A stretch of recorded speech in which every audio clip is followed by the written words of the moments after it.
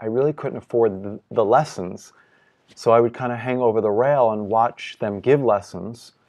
One of my sort of memories of all of that is I showed up for one of the riding lessons and I had Timberland boots on and, probably off-the-rack chaps, which didn't really fit. And I thought I was all ready for my lesson. And they were like, you don't really have the right shoes and you don't really have like the right look going on. You kind of look a mess. And it was this big thing about needing paddock boots. And this wasn't from Judy. This was one of her assistants was helping me. And I went home and I thought, God, I don't have the right shoes. But, the right shoes were probably another $150, which I didn't really have. So I kind of avoided lessons for a little longer. And then there was another assistant there named Jane Schaffer. And she said, I'll teach you in Timberlands or whatever you got. Just make sure that shoe's got a heel on it. And she taught me a few times, and Judy taught me a few times, and that's how it began.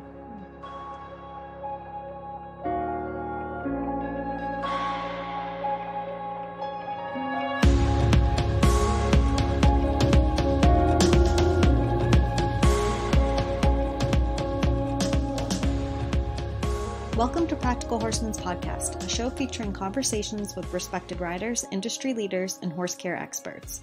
The show, which runs every other week, is co-hosted by Practical Horseman editors, and our goal is to inform, educate, and inspire. I'm Jocelyn Pierce, and this week's episode is with top equitation and hunter trainer Andre Dignelli. Andre has been producing national hunter, jumper, and equitation champions for over 20 years. Over the last decade, Andre has produced an impressive roster of medal-winning Big Eq riders, including Lily Keenan, who won the 2011 USHJA International Hunter Derby Championship and the 2013 ASPCA Maclay National Championship. He has also worked closely with riders who are now at the top of the sport, including Tori Colvin, Reed Kessler, Kirsten Coe, and Kent Farrington. Andre came from a non-horsey family and, along with his two brothers, convinced his parents to move to suburban New York. They eventually talked their father into building a makeshift barn where the boys soon started their own boarding business. When Andre was 15, he took his thoroughbred gelding to Judy Richter's Coker farm. Under Judy's guidance, Andre qualified for the U.S. Equestrian team's show jumping talent search finals in 1985 at age 18, which he won riding Judy's retired Grand Prix jumper, Dark Sonnet. Andre credits this win for forever changing his trajectory. Andre went on to work for Judy as an assistant trainer, and he rode her jumper Gaelic in 2 World Cup finals and in the 1991 Pan American Games, where they earned a team bronze medal and placed 4th individually. That same year, he co-trained Peter Lutz to wins in both the Maclay and the USET Finals. Andre decided to focus on teaching, and in 1994 with his brother Michael, he bought Heritage Farm in New York and turned it into a state-of-the-art facility. Andre has always been incredibly driven, and his decades-long success can be attributed to his hard work, determination, attention to detail, and his preparation skills. I caught up with Andre at the end of October at the Washington International Horse Show. We chatted about how he worked up through the ranks and made a name for himself in the horse world, how he built his business into what it is today, and to what he attributes his success.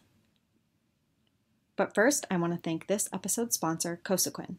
Cosequin is the #1 veterinarian-recommended joint health supplement brand.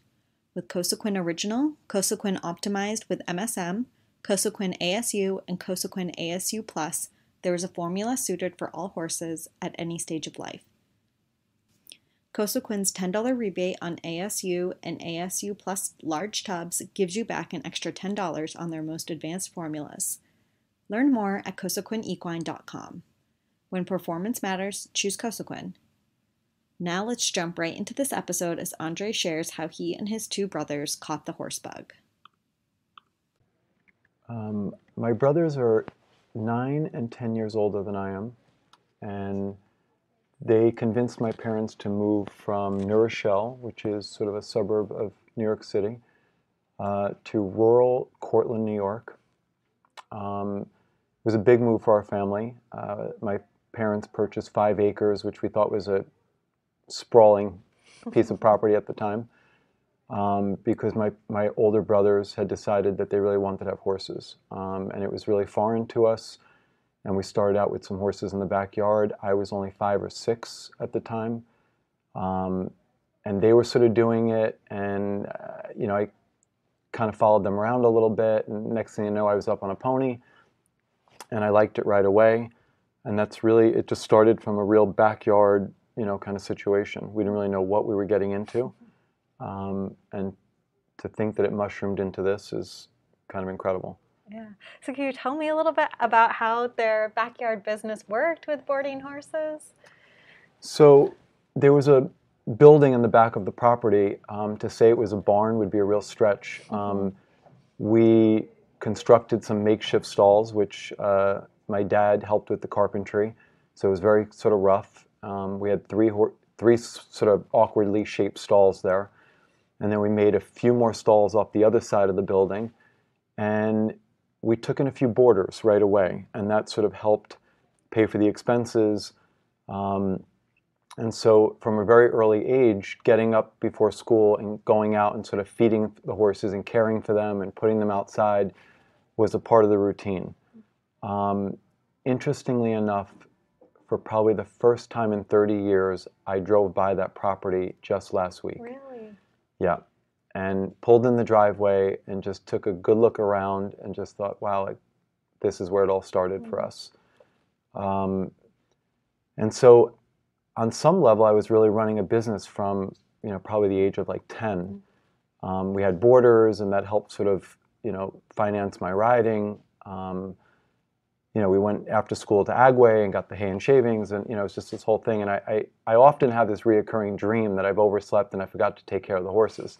But that's how it began. And at what point did riding become something serious for you? I always kind of knew, like once I was sort of shown, this side of it with the competition and the horses, I liked it right away. And from a very early age, I was building barns with Lego sets and Lincoln logs.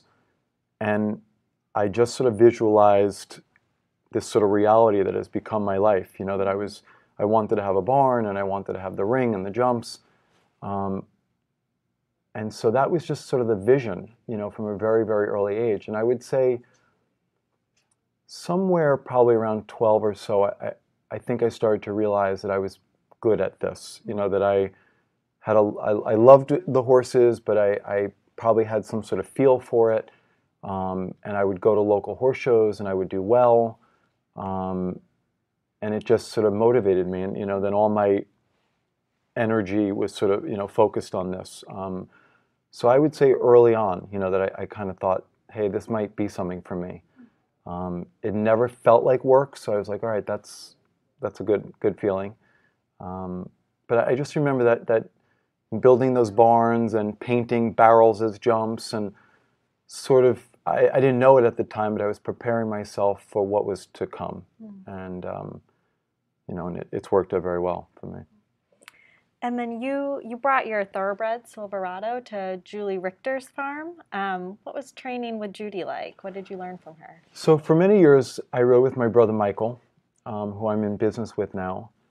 And we knew at a certain point that we needed outside help. We needed somebody to kind of, we would take the train in and go to Madison Square Garden and watch and, kind of see what the higher level looked like. We used to go, there was a show called the Orange County Fair, and I can remember watching Rodney Jenkins' show there. And so we tried to expose ourselves to what we thought was the higher level. And, we had big dreams. We didn't know that we didn't fit in and we didn't belong, and but we kind of wanted it. And, we rode with a few different local people, and we found ourselves knocking on Judy's door. And she had this amazing farm in Bedford, which wasn't that far from where I was growing up. And she saw something, or she was generous. She said, you know what? You guys have your own truck and trailer. If you want to rent that stall down behind the shed there for $200 a month and take care of your own horse and pay for your own lessons, I'm up for that. Like, if you want to do that. And that's how it started. And the $200 was all we could really afford, so I really couldn't afford the lessons. So I would kind of hang over the rail and watch them give lessons. One of my sort of memories of all of that is I showed up for one of the riding lessons and I had Timberland boots on and, probably off the rack chaps, which didn't really fit. And I thought I was all ready for my lesson. And they were like, you don't really have the right shoes and you don't really have like the right look going on. You kind of look a mess. And it was this big thing about needing paddock boots. And this wasn't from Judy. This was one of her assistants was helping me. And I went home and I thought, God, I don't have the right shoes. But, the right shoes were probably another $150, which I didn't really have. So I kind of avoided lessons for a little longer. And then there was another assistant there named Jane Schaffer. And she said, I'll teach in Timberlands or whatever you got. Just make sure that shoe's got a heel on it. And she taught me a few times, and Judy taught me a few times, and that's how it began. And then you ended up leaving college to come back and work for Judy full-time. What kind of led you to that decision? So a real turning point in my career and my happenings at Coker, early into my relationship with Judy, the barn was going off to Lake Placid, which was a big deal, and everybody was going.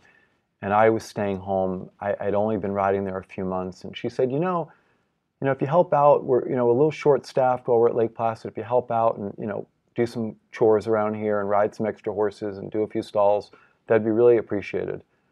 So, little did I know that those 2 weeks I basically was going to muck the entire barn and ride every horse in the building.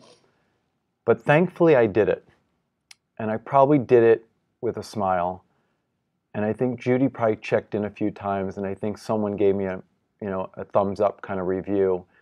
And when she came home from Lake Placid, she said, it didn't go unnoticed that you came here every day and you mucked all the stalls. And I think that was a real turning point. I think she said, you know what, he's not going to go away.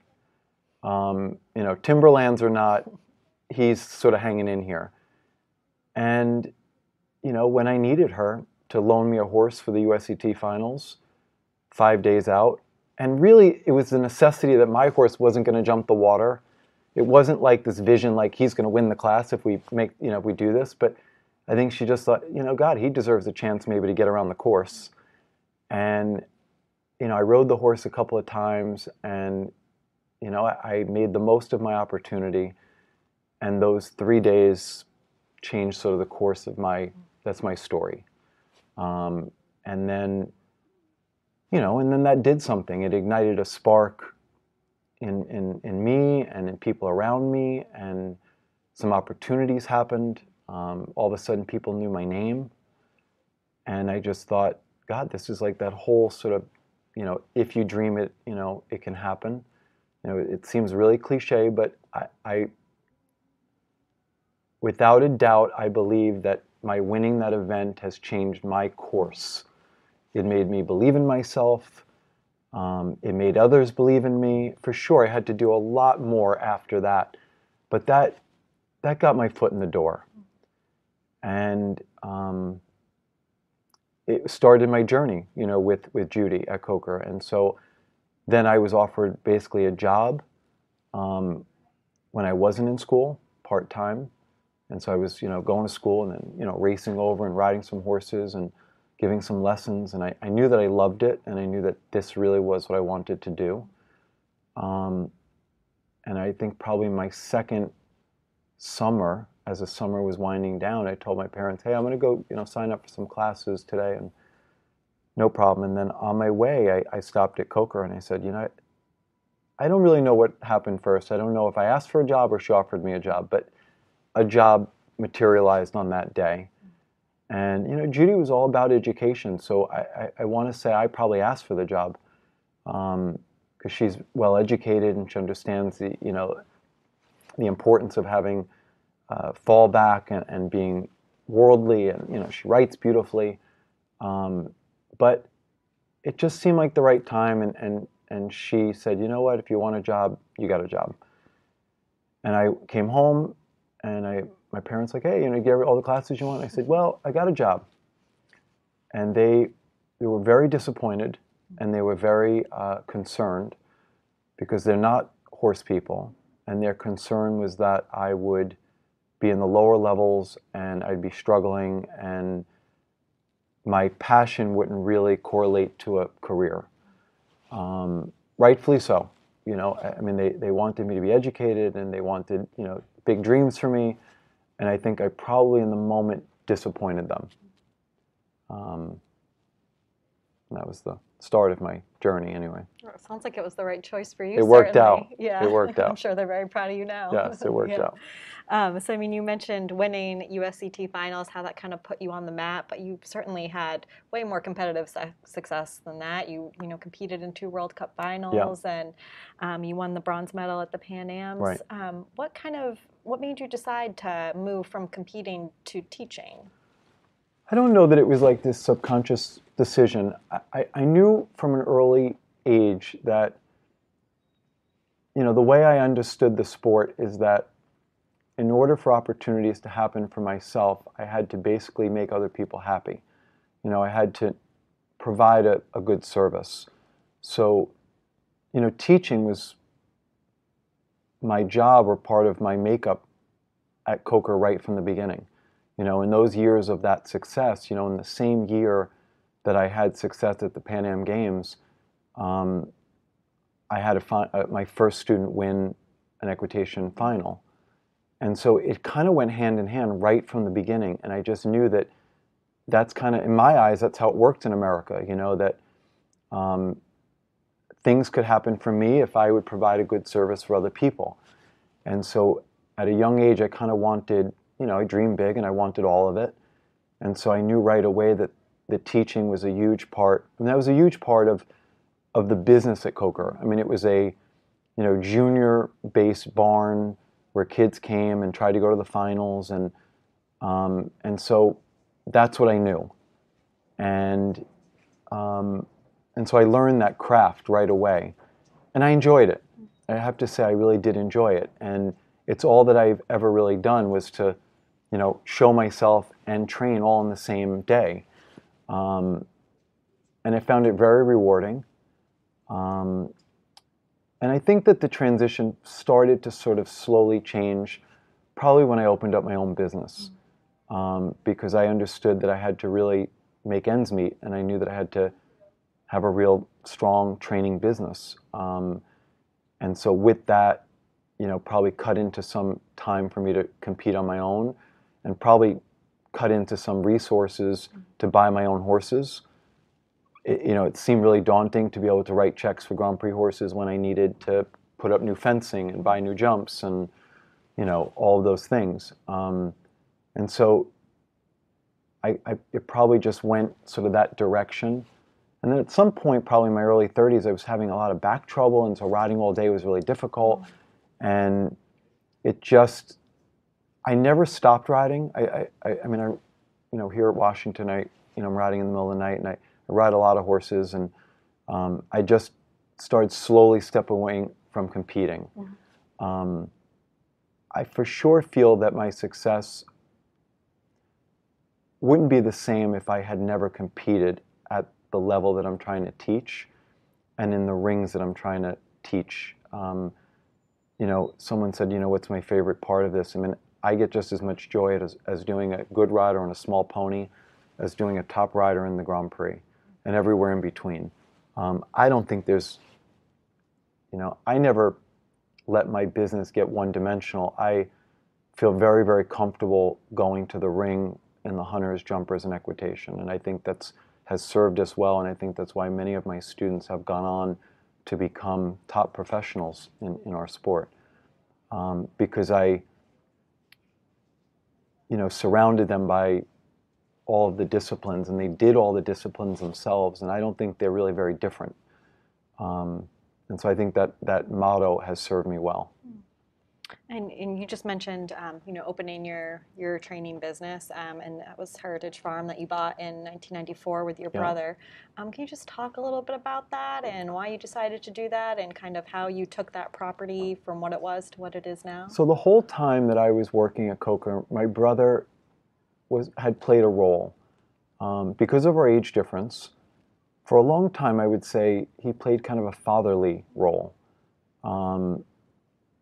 and, mentor. And but we always knew deep down that we were going to do this together, that we had a very, very special bond, and this was our passion. And when the opportunity was there to purchase a property in Westchester, in a great location, an existing facility that kind of checked all the boxes for us, we did everything that we could to make that happen.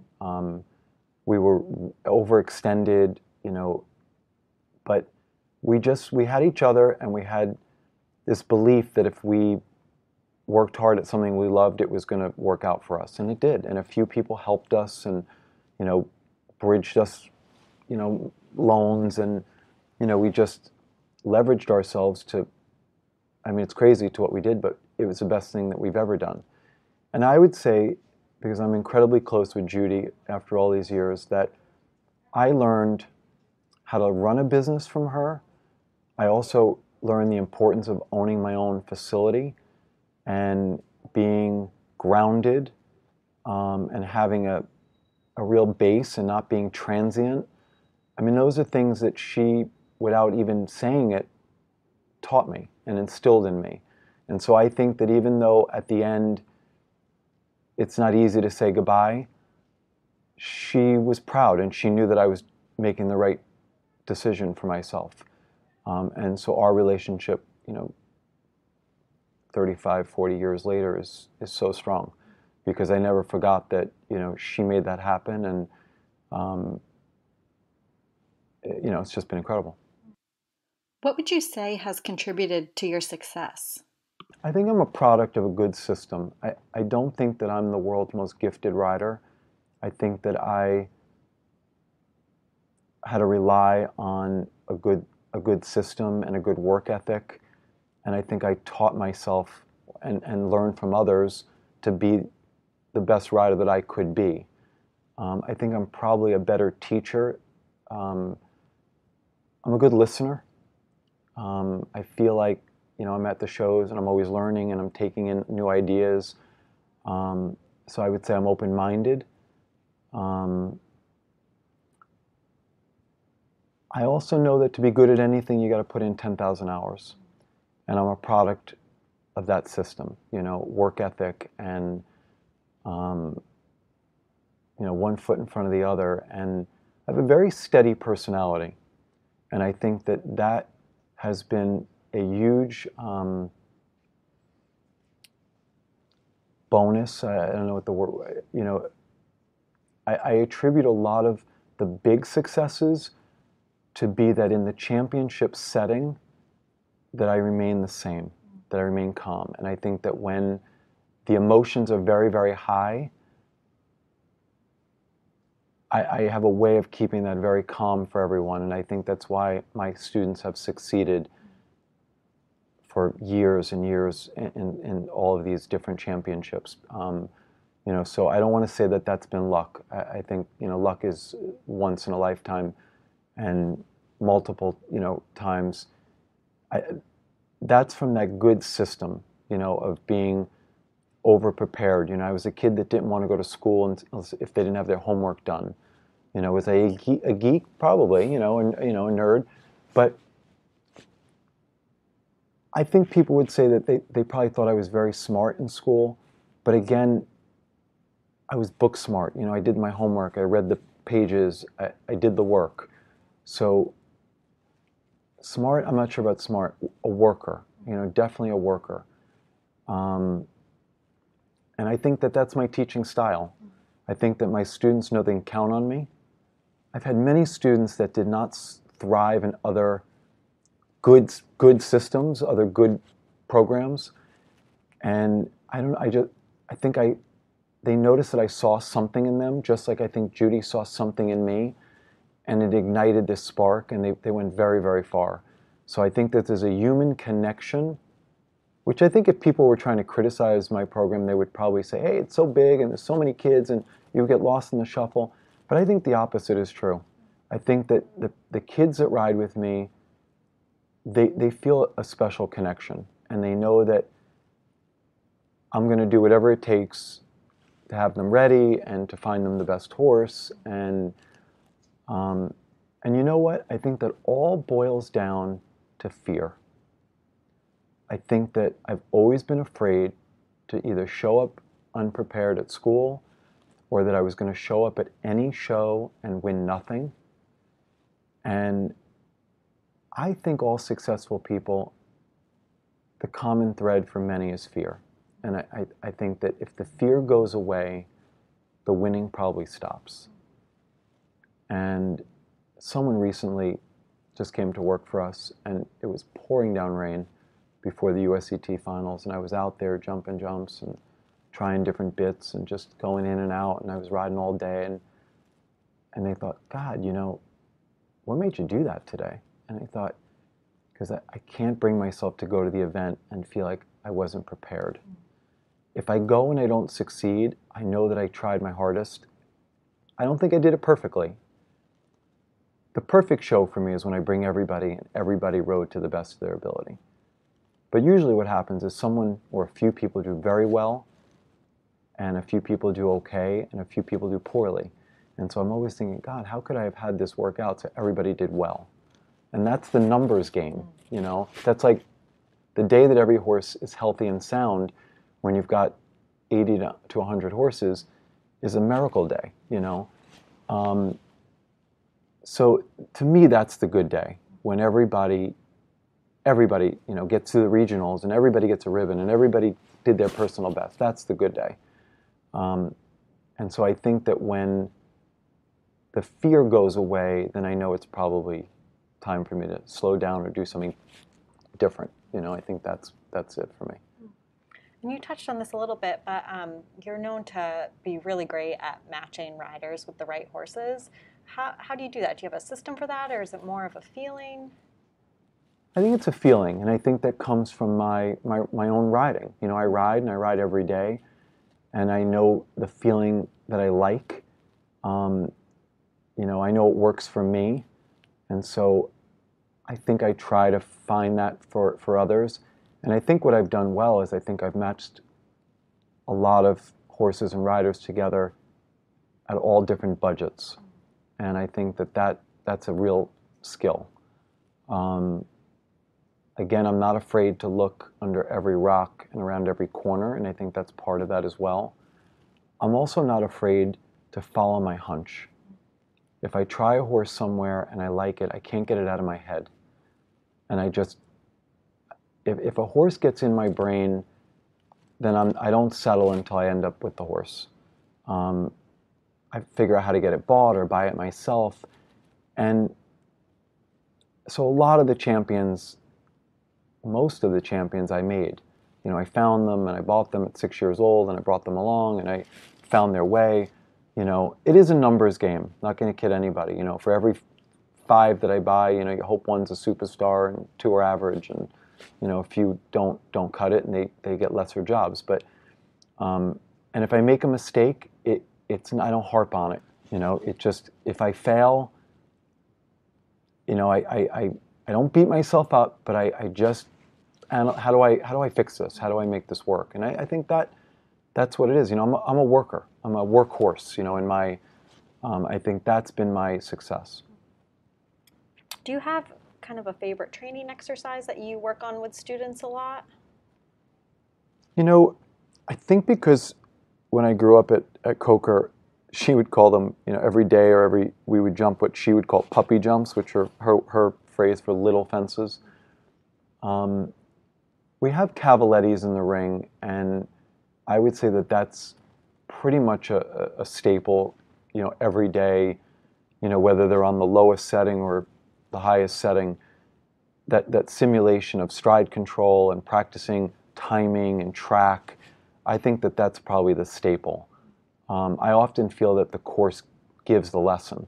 So the course that I have in the ring, you know, is very thought out and changes a lot. I call it changing the furniture, because I think that the course gives the lesson. You know, if you have the course set up a certain way, you know, you just give them the right diagram and it teaches the lesson.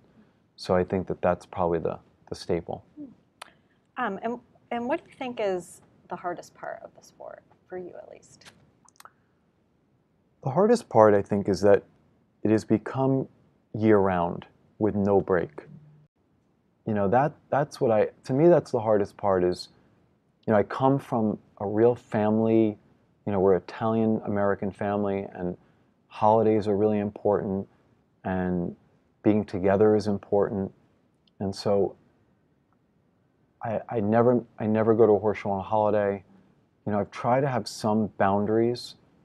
I am married now, which I'm proud to say, to a man that is not in the horse business.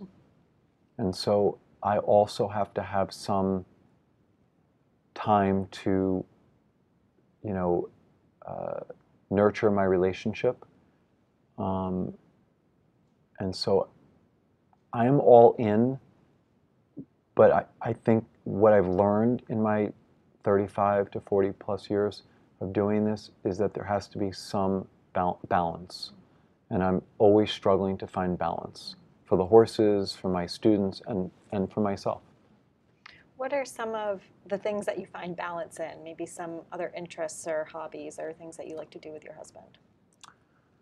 We like to go, we live an hour outside of New York City. For 10 years, I owned an apartment and spent a lot of time in New York, which was probably the best investment I ever made in myself, culturally, to expose myself to, the arts and theater and the beautiful parks. My partner, Ramon, is an avid runner. And one of the, I would say, one of our conflicts is that, he runs the New York City Marathon, which runs the same day as the Maclay Championships. And that's never going to change, I don't think. And so growing up in New York as a child, his dream of running the marathon and having people cheer him on was really big for him. And then as long as we've been together, I've yet to see him finish the New York City Marathon. And so I've seen him run many races, and I've been to many finish lines. But as a New Yorker, I've yet to see him compete and finish what is the most important to him. So, but we get that there's balance, and he gets that that's important to my career. What advice would you give to your younger self? That it was okay to dream big. I've always been a real dreamer. I really believed that all the opportunities that were out there were not just for other people.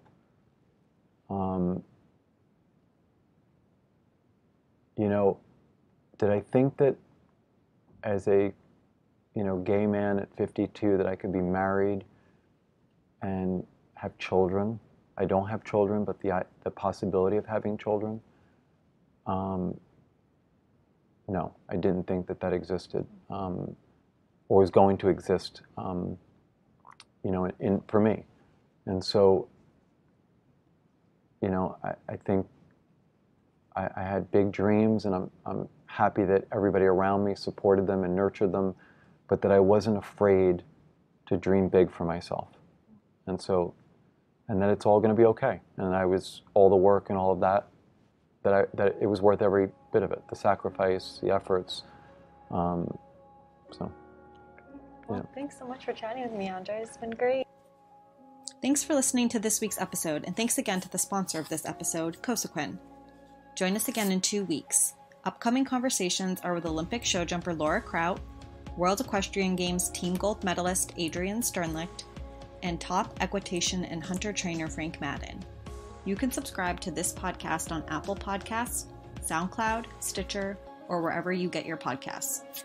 While you're there, please rate and review the show. I'm Jocelyn Pierce, and you've been listening to the Practical Horseman podcast.